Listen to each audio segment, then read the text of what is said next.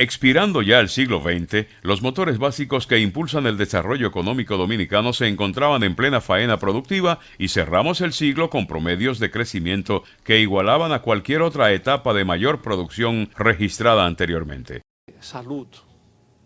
Yo entiendo que dentro de ese equipo que está también en el gobierno hay una visión muy clara, salud y seguridad social, de la necesidad de hacer retoques a estos instrumentos que existen para que aumente la cobertura,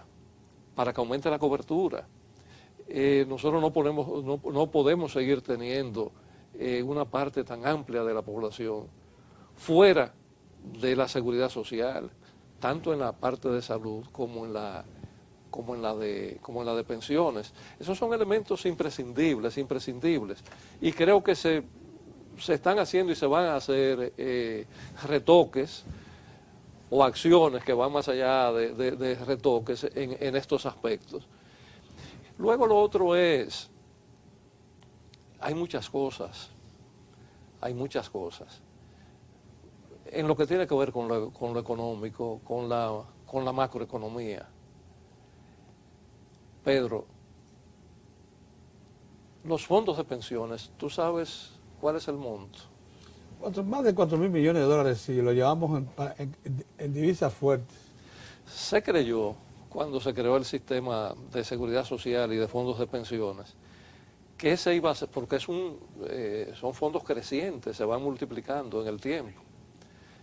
Se creyó que ese iba a ser el elemento vital para el financiamiento al desarrollo, o al crecimiento, si le quieres llamar, de los sectores productivos, para que el sudor de los trabajadores y de las empresas y de los empresarios que guían las empresas se pudiese recircular, creando más riqueza en un círculo virtuoso. Esa era la visión que se tenía.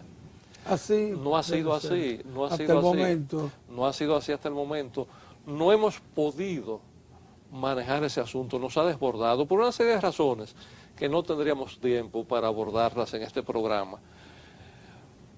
Pero eso es lo que nos lleva a pensar, lo que hacemos bien hecho y todo eso que se ha hecho era necesario, había que hacerlo, como la ley de electricidad, como muchas otras cosas que se han hecho. No tenemos la perseverancia para, una vez que están creados esos instrumentos, ir reorientándolos, ir obligando a que vayan cumpliendo los fines que nos propusimos. Y tú sabes, en el fondo, ¿qué significa eso? Fortalecimiento institucional. Si hay algo que nos falta y que es urgente que hagamos, es eso. Fortalecer las instituciones.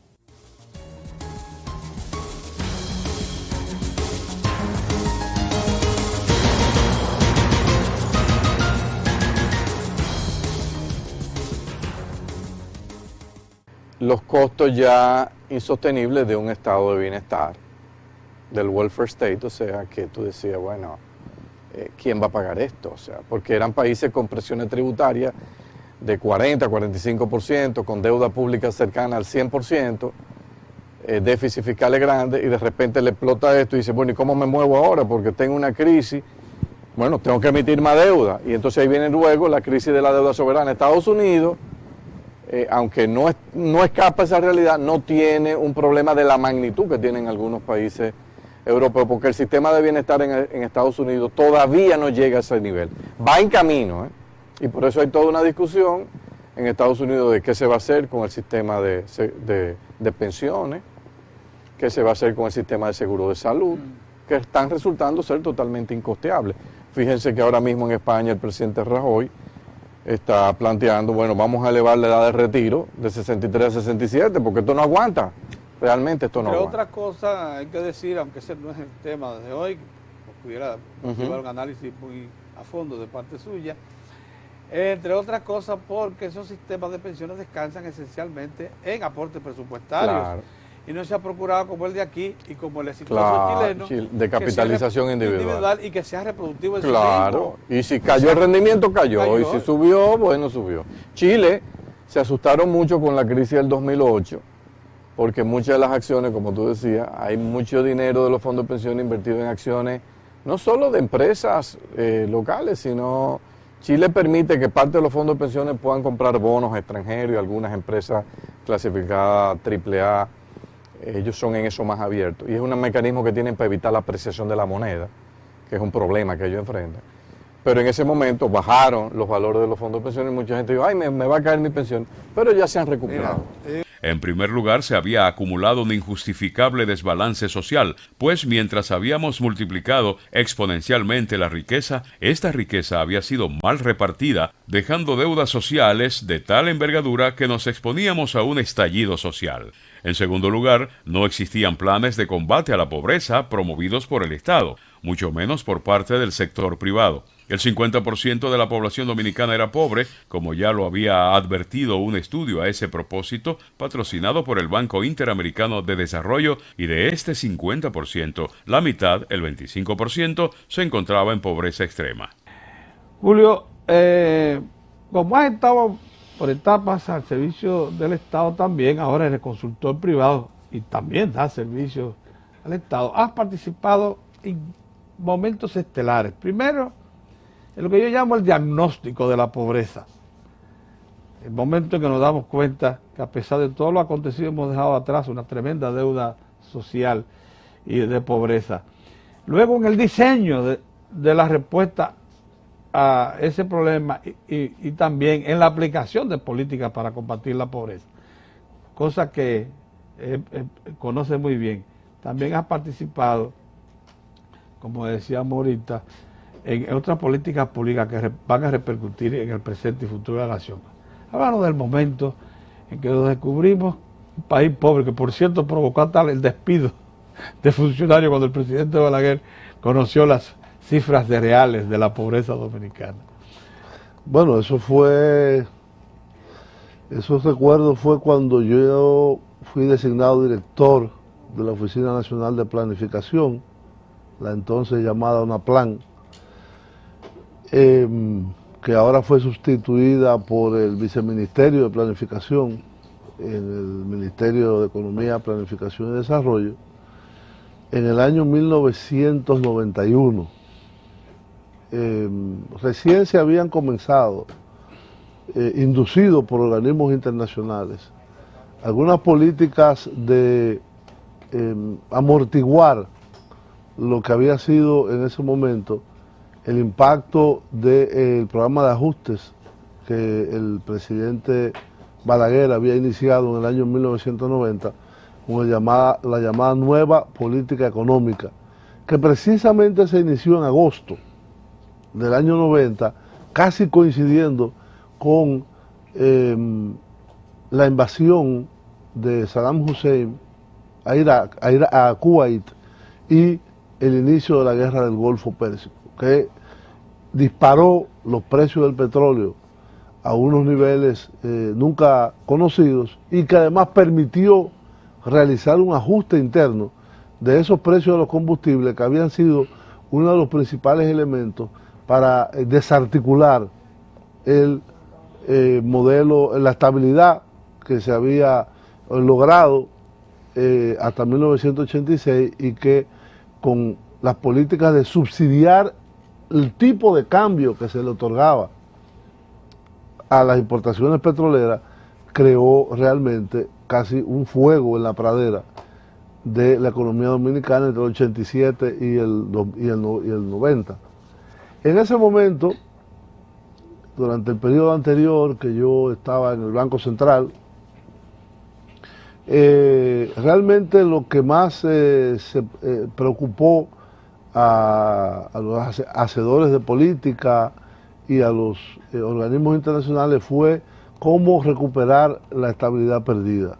Recuérdate que en el año 90 hicimos casi fondo, con una inflación que llegó al 100%, con una devaluación masiva que pasó de 2.80 pesos en el 86 a 12 pesos en el año 90, que dejó el Banco Central sin reservas, que creó desabastecimiento de combustibles.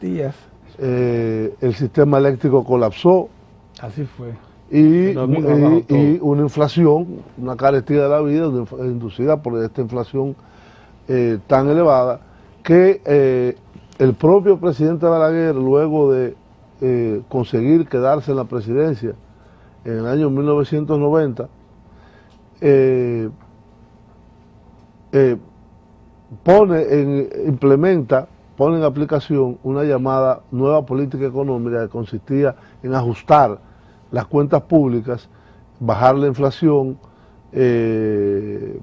enfrentar los problemas de deuda externa, que estábamos en default con casi todos los acreedores internacionales, incluyendo los multilaterales. En ese momento, el impacto sobre la pobreza fue terrible, porque el principal impuesto a los pobres es la inflación, porque devalúa el pobre salario que ya tienen, o el pobre ingreso, si no es salario. Y entonces, inducido básicamente por don Enrique Iglesias y por el Banco Interamericano de Desarrollo, que tenía una cierta conciencia sobre el tema, y políticas de crear amortiguadores en políticas públicas para transferir a los segmentos más pobres de la población ayudas, vamos a decir, se crea un programa que se llamó Procomunidad. El gran defecto de Procomunidad fue que solo el presidente Balaguer, después de cierta resistencia, lo crea, y solo se hace con recursos del Banco Interamericano de Desarrollo y otras agencias como la KfW y otros de Alemania y otros donantes internacionales, creo que hasta Canadá también, pero nunca se pusieron recursos del presupuesto importantes en la canasta, lo cual solo alcanzó para obras municipales pequeñas, muy pequeñas, aceras, contenes, no, había algunas transferencias a ciertas comunidades, pero muy reducidas y muy limitadas. Sí, así es. Para colmo, la clase trabajadora de la ciudad y del campo, que había sido la base para multiplicar la riqueza, ni siquiera disfrutaba de un régimen de seguridad social desde hacía más de 40 años, pues el viejo sistema, soportado por el Instituto Dominicano de la Seguridad Social, solo protegía a los trabajadores y empleados que devengaban hasta el salario mínimo, dejando fuera de su alcance a todo el resto de trabajadores y empleados. Empresas aseguradoras privadas, creadas al efecto por los bancos comerciales o grupos financieros que explotaban allí una urgencia tan necesaria como procurar servicios de salud, solo afiliaban, previo análisis, a los que estaban sanos y no habían llegado a la edad de retiro o aproximado a ella, ya que tienen proclividad al desgaste de sus órganos básicos. Sin embargo, cuando se diseña el programa de gobierno del presidente Fernández cuando retoma el poder en el 2004, ahí sí, el interregno sí permitió el diseño de un plan, que ahí es lo que soy solidaridad. Ahí sí realmente, eso lo provocó fundamentalmente el gran peso que las finanzas públicas tenían los subsidios. Acuérdate que nosotros teníamos subsidiado el gas, de un subsidio generalizado. Teníamos subsidiado ciertos alimentos, que también tenían subsidios generalizados. Entonces, esos subsidios fueron tomando un peso tan importante, como lo fue en los 90 el subsidio al tipo de cambio de los combustibles, que había que reformular la política de transferencias a los sectores más vulnerables y eliminar el subsidio. Entonces, el presidente Fernández también manifestó una gran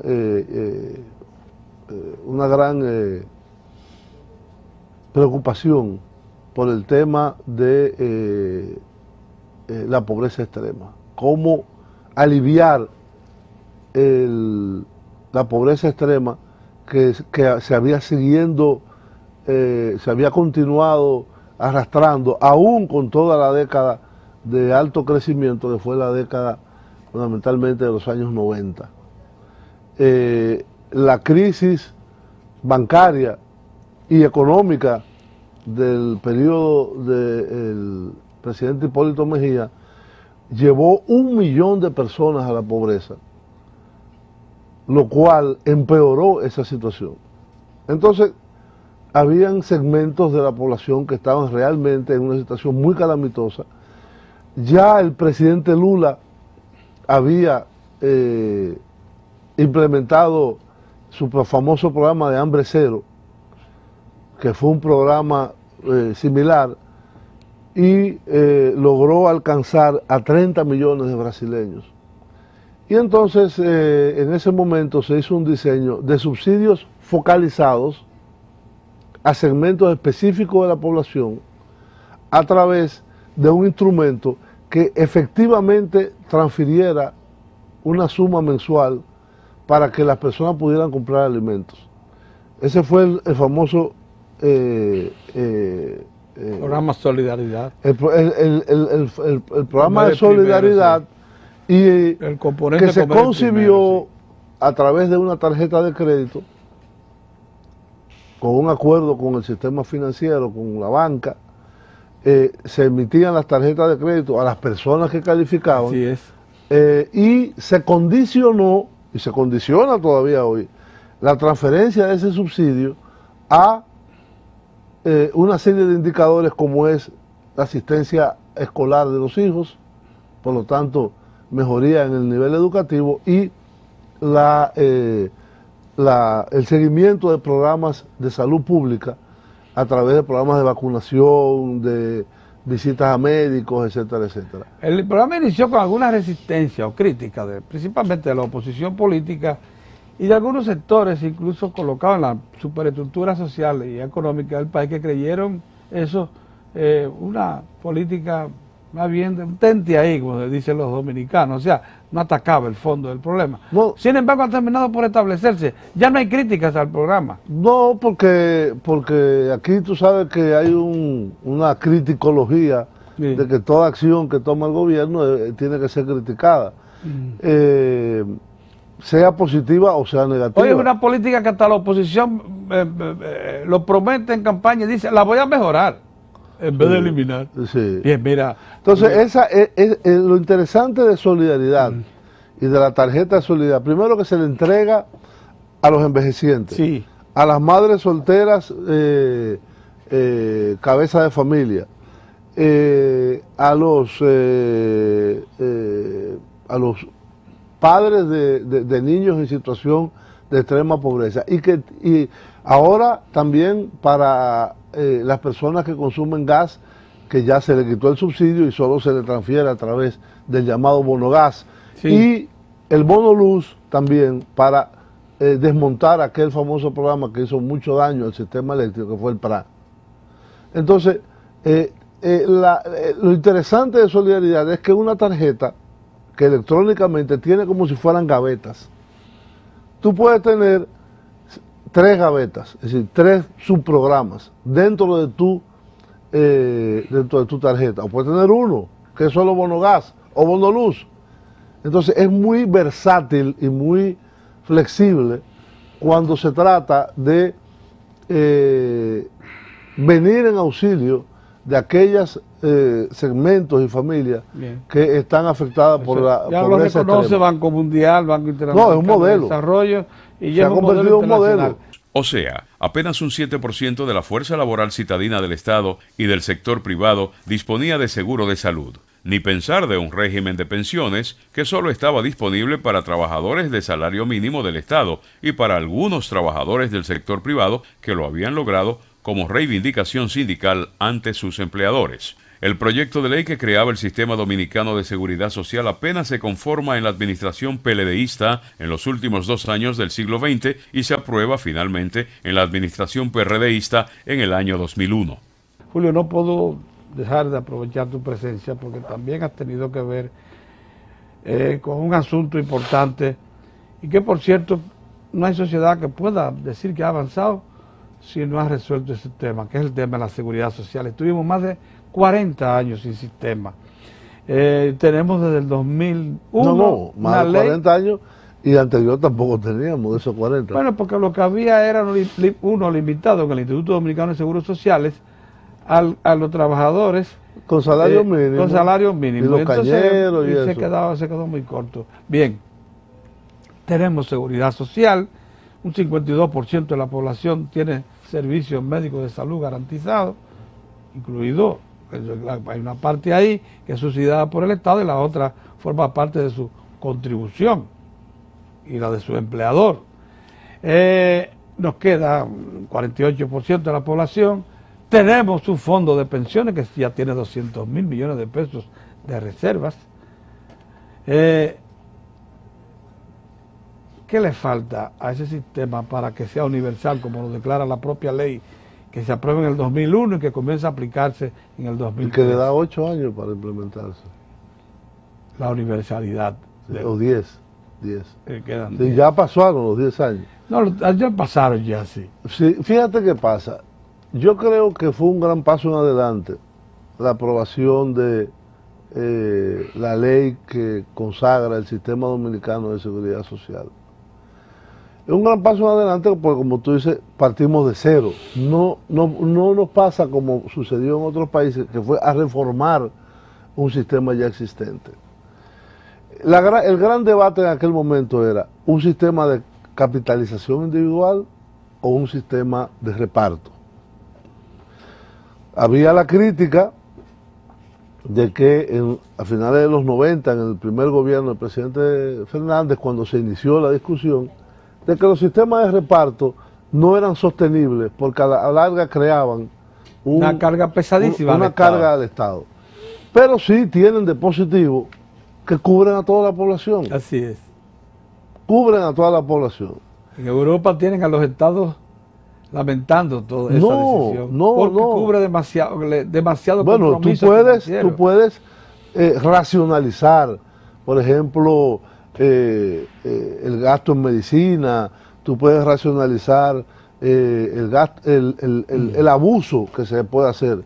Pero el sistema de reparto tiene esa gran cualidad y es que es universal a todo el mundo, como lo es en Canadá también, que solo cubre en la parte de salud, pero es universal. Yo pienso que la creación del sistema dominicano de seguridad social en el año 2001, el inicio de las administradoras de fondos de pensiones y administradoras de riesgo de salud y de riesgos laborales, ha sido un gran paso en adelante, pero que el sistema se ha parado en un punto. ¿Cuál punto? El sistema ha integrado tiene 3 componentes. Uno que ellos llaman, que se llama en la ley, los contributivos, que son los que tienen un salario como tú y como yo. Y junto a ese empleador crean. Entonces junto se descuenta una proporción al empleador y una proporción al empleado. Y eso se deposita ya sea a las ARS o en una tesorería de la Seguridad Social, y esa tesorería va repartiendo las ARS, etc. Se crea además el sistema de pensiones, que como tú dices está en un proceso de acumulación masiva, pero que hay un momento que comenzará a repagar esas pensiones, pero todavía no es el momento. Hay un segundo segmento que es llamado de los subsidiados. Sí. Son aquellas personas que tienen muy pocos ingresos, que están en pobreza extrema y que se ha creado una ARS, vamos a decir, pública, que es la más grande de todas, que es el Seguro Nacional de Salud, SENASA, y que le provee del servicio del Plan Básico de Salud. Gracias a que llegamos tarde a la estructura de seguridad social, pudimos elaborar una estrategia de seguridad social que aprovecha los buenos ejemplos de procesos modernos, como el chileno y otros de América Latina, tales como las experiencias colombiana y mexicana, y se diseñó de manera que se soportaba en la capitalización individual, rompiendo el esquema del soporte estatal que ya estaba en quiebra en todas partes del mundo. Así es. Pero ¿qué pasa? Hay un segmento que la ley llama contributivo subsidiado, que son personas que generan ingresos, pero que lo hacen de manera individual, pero que no están incorporados al sistema. Y no dependen de un empleador. Y no dependen de un empleador, que es la inmensa mayoría en el país. Entonces, ese segmento, más algunos segmentos especiales, como son los envejecientes. Yo hice un estudio para el Consejo de la Seguridad Social sobre cuánto sería el impacto fiscal de incorporar a Los que se quedaron en el camino, los que agotaron su fuerza de trabajo sin ninguna protección de pensión. De pensión, sí. Y solo mujeres. Ay, Dios. Mujeres que tienen cabeza de familia en situación de pobreza extrema y ancianos que ya agotaron su vida útil de pobreza extrema. Poner eso en funcionamiento. ¿Cuánto costaría? 26 mil millones de pesos. Pero la ley lo dice, la ley lo ordena. Sí, pero no se ha hecho. Digo, pero lo prevé.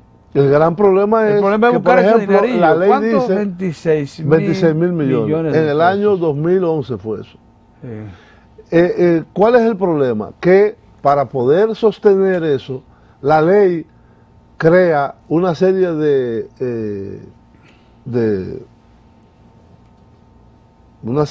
traspasa una serie de actividades. La Lotería Nacional se la traspasa a la Seguridad Social para que la maneje. Las bancas de apuestas. Y una serie de actividades que va a ser que ya han sido inclusive asignadas a otras cosas. No, ya la tiene el Ministerio de Hacienda. Ya el Ministerio de Hacienda tiene la lotería y tiene las bancas. Pero hay otras que no, y que están ahí determinadas, que inclusive leyes posteriores la han transferido a otras actividades. Entonces, ese es un problema que hay que abordar y resolver. Y el otro es el del contributivo subsidiado, que es algo inexistente. Es decir, ¿cómo tú vas a organizar a una población que de por sí es informal? Entonces, eso tiene que tener una solución solamente metiéndolo al subsidiado. O al que es empleado buscando la manera, el que genera su propio, buscando la manera de darle el contributivo porque yo sé que es un logro tener un 52%, pero es un gran problema tener 48% fuera. Que hay un indicador de que puede haber respuesta. La Confederación Autónoma Sindical Cristiana fue autorizada por el sistema, se llama ahora, la CAS. Fue autorizada por el sistema a organizar choferes de carros públicos en una especie de asociación grande que tuviera el derecho de negociar por sí misma un seguro de salud. Y ya tienen una cantidad apreciable organizado. Esos señores tienen ya un seguro contributivo, el equivalente al contributivo. Se le puso una cápita menor, creo que 500 en vez de los 650, 680, y también ya están cotizando en el sistema de pensiones. Bueno, todas esas cosas pueden encontrarse asociaciones. ¿Cómo tú organizas a los trabajadores agrícolas? Esa es buena, Que son muchos, los trabajadores de la construcción, que no están incluidos. Los motoconchistas. Los motoconchistas, los vendedores ambulantes. Es realmente una complejidad. Una complejidad que solo puede hacerse con una medida general del Estado. El Estado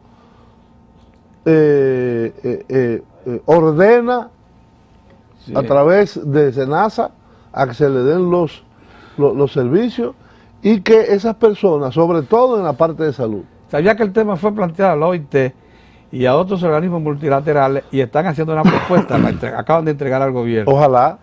Un economista de amplia experiencia en el servicio público y consultoría para el sector privado, Julio Ortega Tous, nos puede avisorar el futuro. Conoce el tema que ha motivado este programa, el desarrollo dominicano.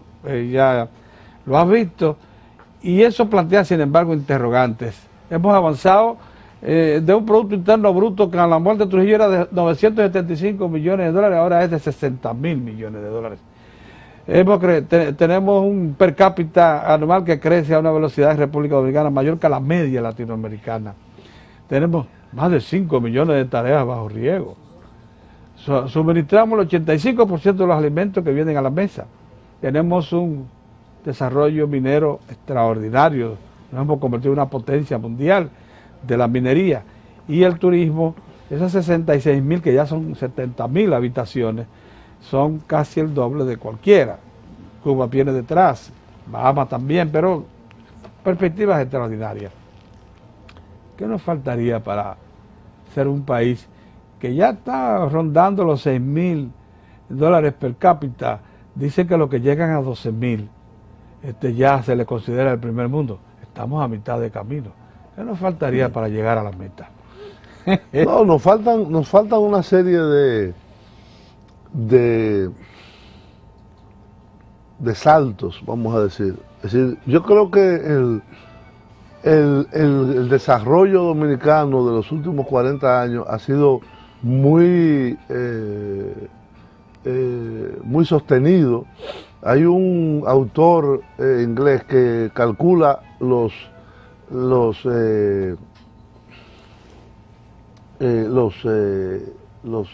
grandes ciclos, que se llama Angus Madison, y que hizo un estudio de casi de 1000 años de la economía mundial por países. Y una de las cosas que se destaca en su libro es, él comienza a medir el desarrollo de la República Dominicana y de Haití de forma paralela, al ser dos países que ocupan una misma isla. En el año 1950, teórico interesante. En el año 1950, Haití tenía un per cápita y un Producto Interno Bruto mayor que la República Dominicana. 55. Años 50. 50. En el año 60 nos igualamos. 60. Estamos hablando de 50 años. En el año 70 ya le pasamos y ya a partir de ahí la diferenciación fue brutal. Y realmente tenemos una isla donde tenemos un país que es el único de América que forma parte de los menos avanzados, con una economía muy débil, y un país con índices de crecimiento y de prosperidad marcados, como es la parte dominicana. Yo creo que uno de los grandes retos del futuro dominicano es Haití. Tanto Haití como vecino, como Haití como exportador de mano de obra. Y yo te diría, en las cosas que leí, que tú me mandaste, quizás el único elemento que falta es cuál es el papel de las relaciones dominico-haitianas y de los haitianos en la República Dominicana, como fenómeno económico. Porque hay un elemento que yo lo comentaba en una ocasión con el propio presidente Fernández y con Temístocles Montaz, que me hacían esa pregunta, es decir, ¿cuánto tiempo nos tomará a nosotros llegar a tener un per cápita como el de Grecia en aquel momento? Me decían, que eran como 8.000 o 9.000, que era uno de los países con ingresos más bajos de la entonces Unión Europea. Ya después se incorporaron muchos más. Yo decía, miren señores, ese es un ejercicio totalmente inútil. No es posible hacerlo, porque en la medida que la economía dominicana crece, hay un imán que atrae pobreza. Al no existir controles migratorios, al no haber una política de control de la mano de obra extranjera, nosotros importamos mano de obra barata que deprime el salario local de todos y todos los problemas que vienen acompañando a la inmigración descontrolada de Haití. Yo creo que debe haber una relación. Yo creo que debe haber una relación mutua de reconocimiento de que el desarrollo dominicano necesita en una parte de la mano de obra haitiana. Pero no puede ser en las maneras desordenadas y descontroladas en que se ha venido haciendo en los últimos años. Ese es un factor. El otro factor es en el nuevo modelo, el llamado nuevo modelo, que incluye zonas francas, turismo, minería, servicios. Los servicios y la manufactura. Y la manufactura, yo pienso de que nosotros tenemos muy claramente que encontrar respuestas a los cuellos de botella que se crean para la competitividad. Así es. El producto dominicano es caro, extremadamente caro, inclusive en la región. Y un primer factor es, el problema no es la mano de obra, es el problema eléctrico. Sí. Ese elemento de bajar el costo de producir electricidad, ya sea autoproducirla o consumirla del sistema, es un reto número uno que tienen las autoridades nacionales. El segundo es la educación. Cómo mejorar la calidad de la educación, no solamente la educación universal de los jóvenes, niños y adolescentes dominicanos, sino la educación especializada. Hay un gran problema de falta de recursos humanos calificados para la educación, que los que están inclusive tienen unos niveles muy bajos. Entonces eso se puede resolver de una forma, importando maestros, educadores. Es decir, son saltos que se pueden dar porque en el mercado mundial existen... Los alemanes importan técnicos de alto nivel. Y los Estados Unidos, toda su vida ha vivido de importar... Cada vez que necesitan. De importar cerebros. Cada vez que lo necesitan. Entonces nosotros tenemos que plantearnos esa problemática y cómo enfrentarla, tanto en la educación básica, en la media, como en la superior. Si nosotros logramos controlar esos dos elementos, esos tres, migración haitiana, problema eléctrico y educación, yo creo que el crecimiento y el bienestar de la República Dominicana podría estar en vías de llevar a la nación a unos niveles de desarrollo mucho mayores. Y eso incluye, evidentemente, resolver el problema de la seguridad social, que es masificarla, universalizarla, hacer sus costes más competitivos y poder tener acceso a esos servicios de salud y de pensión que son necesarios para una sociedad civilizada, moderna. ¿Qué manera de... Y lo demás es cómo integrarnos en el mercado mundial de una forma competitiva. Bueno, ven ustedes cómo concluyó este serial, con don Julio Ortega dándonos una visión completa de cómo nosotros conseguir la añorada condición de país avanzado, solo si solucionamos esos problemas que están pendientes. Por suerte hemos encontrado un modelo que ha sido bastante creador de riqueza, no así buen distribuidor, eso le corresponde ya a los que dirigen la sociedad en los planos más altos, pero sí creador de riqueza, indiscutible. Pero le faltan esos componentes que señala don Julio para poder arribar al desarrollo. Así concluye también este serial, El Desarrollo Dominicano. Muchas gracias.